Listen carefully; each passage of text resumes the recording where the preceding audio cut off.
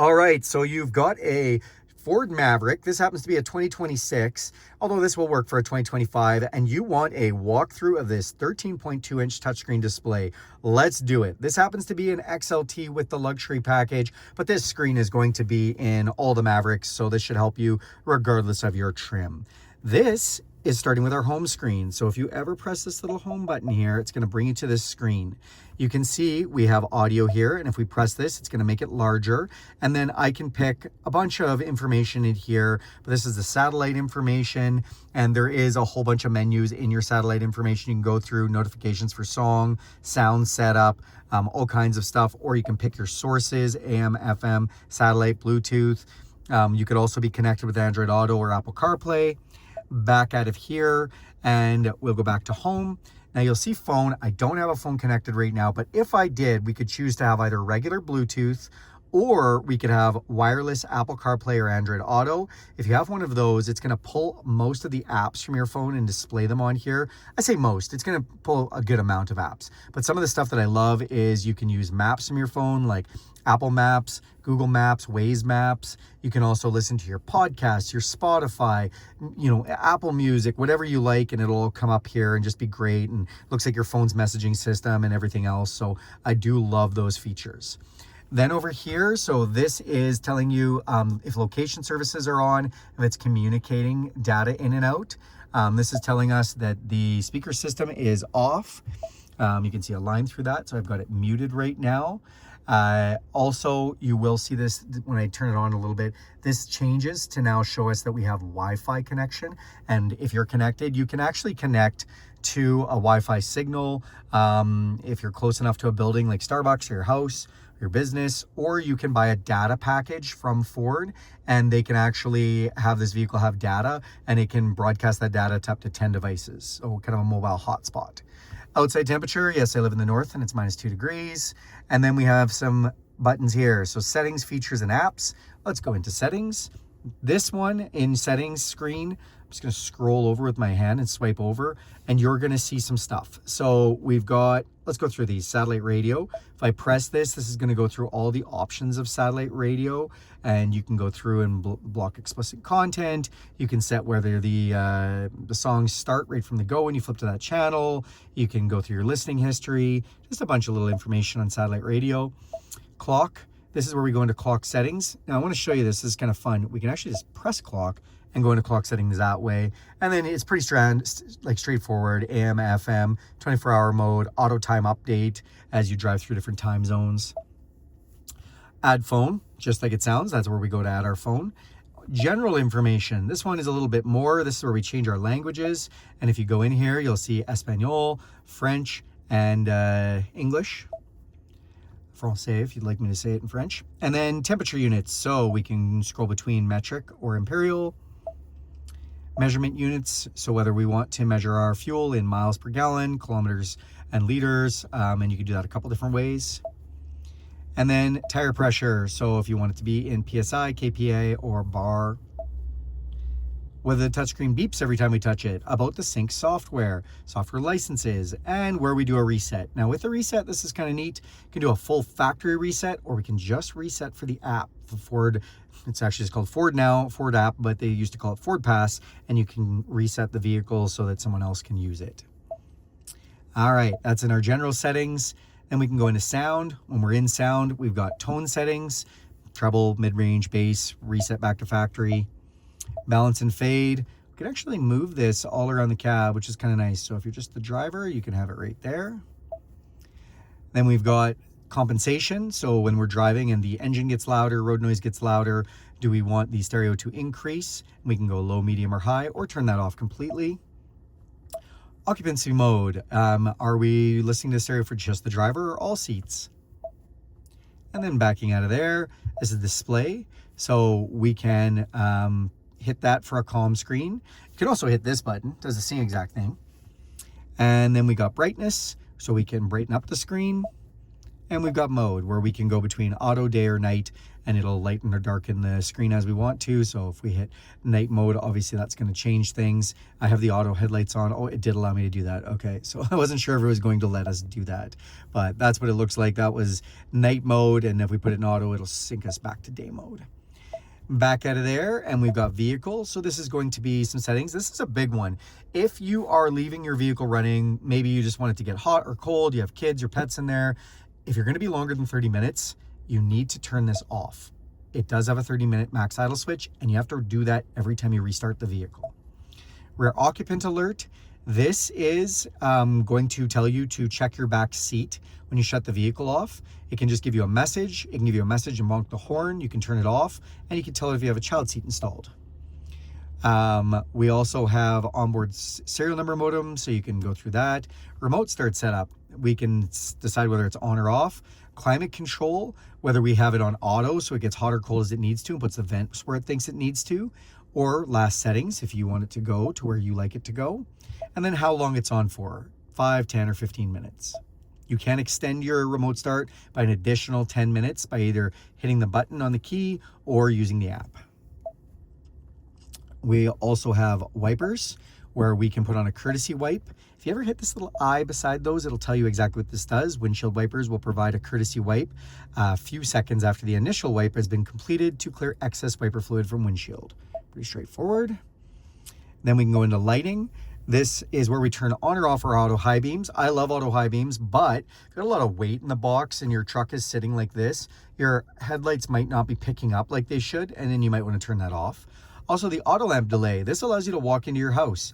Whether you want to turn that off, have it on for 10, 20, or even 2 full minutes, the headlights can stay on after you shut the vehicle off. Then we have locks. So locks have auto unlock. So when we put it in park, it unlocks automatically.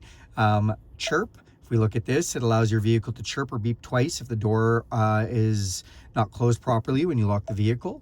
Switch inhibit. This prevents the vehicle from being unlocked from the inside of the vehicle. It's like cop mode, but if you have pets or kids or something and you want it to remain locked, you can do that, and then they can't unlock it from the inside. Audible feedback. So it when you hit the lock button on the remote twice, it's going to beep at you. And then remote unlock. So whether you want, when you hit the remote once, do you want all doors to unlock or just the driver's door? Safety stuff. And then intelligent access. So we go into this, it's passive key. So when you put your hand in the door handle, does it sense your hand and unlock the door automatically? And that's on the outside.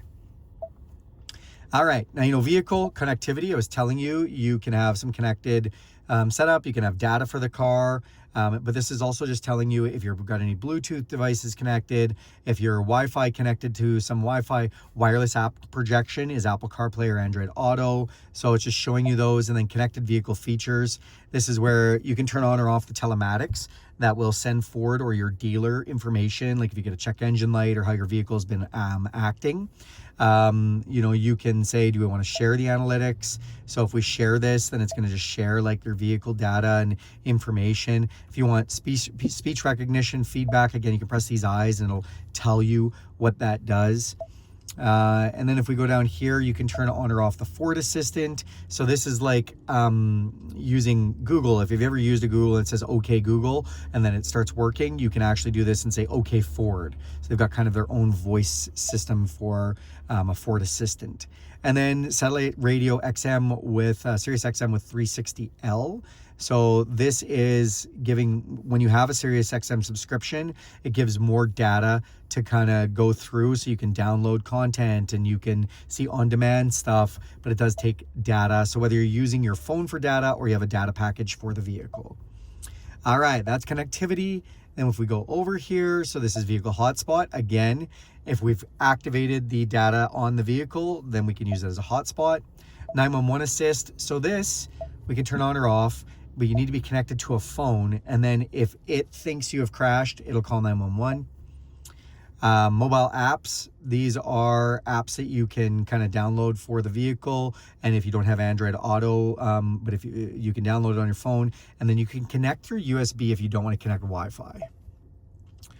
Valet Mode. So this, you can set up a 4-digit PIN and it'll restrict people from being able to go through different menus and different settings. It's basically giving your key to someone you don't want to change a lot of information on.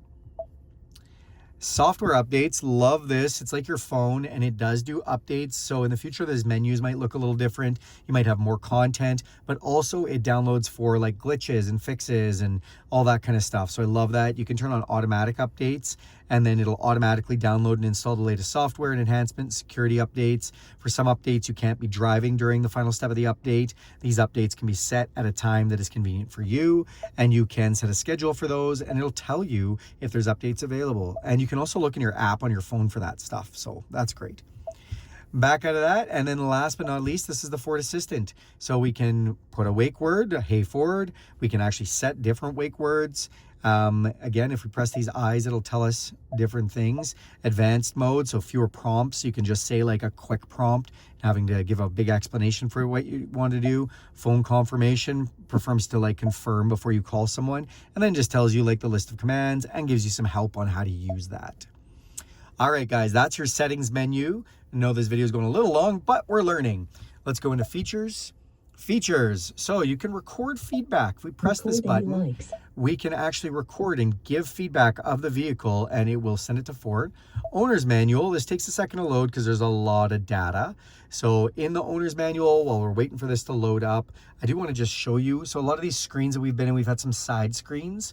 You can see we've got a trip screen, we've got a phone paired screen, we've got a radio screen, and the bottom screen is fuel economy. This is a hybrid, and it's also showing us electric driving, which is cool. So my experience is any screen but the home screen you're going to see this in, or if you are in wireless Apple CarPlay or Android Auto, you can full screen that and you won't see this as well.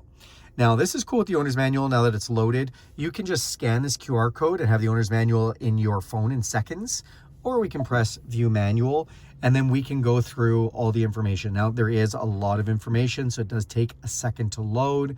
But once this does load, you will see all of the stuff in here and you can kind of scroll through to whatever you want to see more of.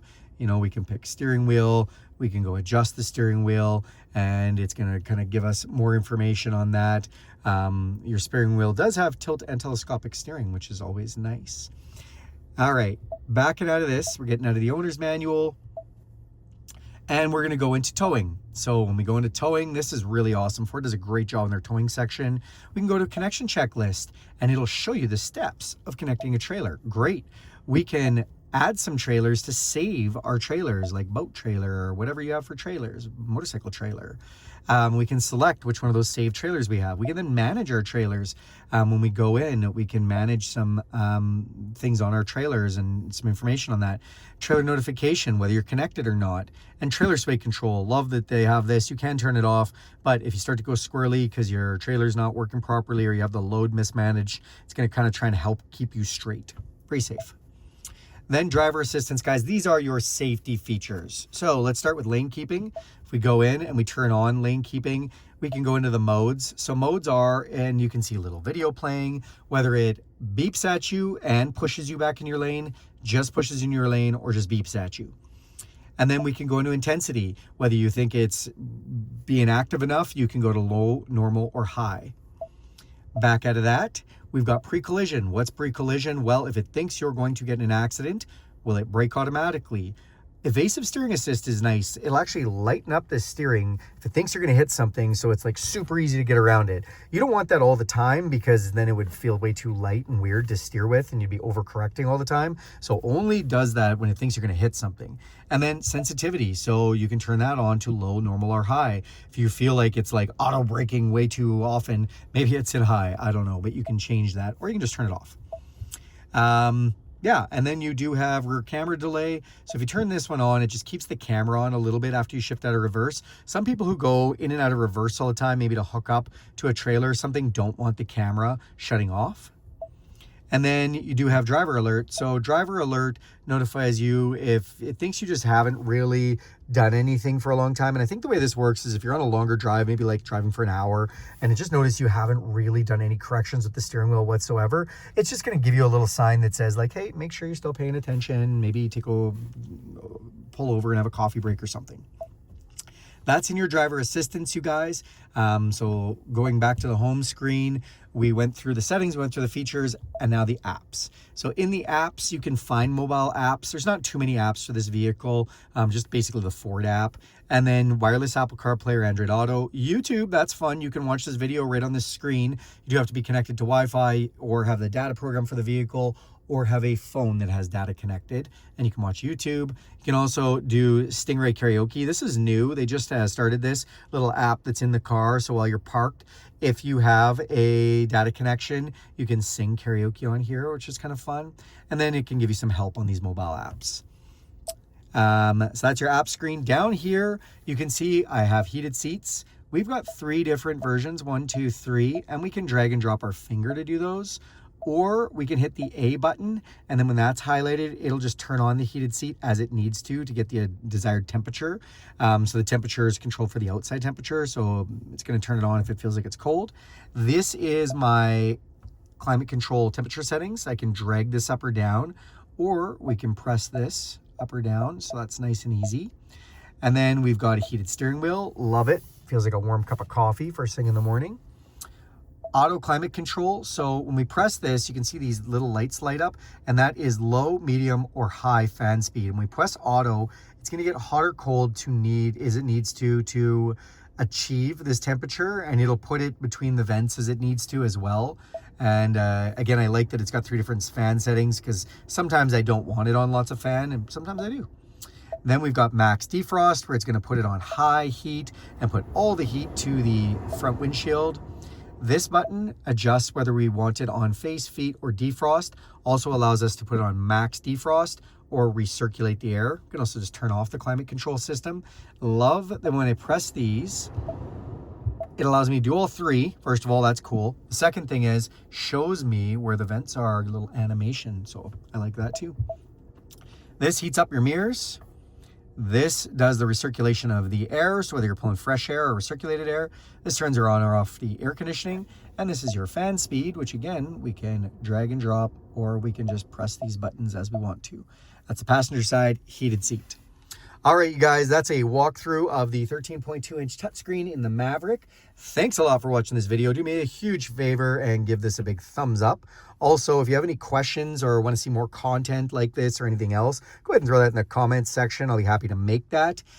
If you go ahead and click subscribe to this channel, it's going to help me out huge. Thank you so much if you've done that. And if you want to hit that bell icon, you'll be notified every time I make a video and my new content comes out. So thanks a lot, everyone, and have a great day.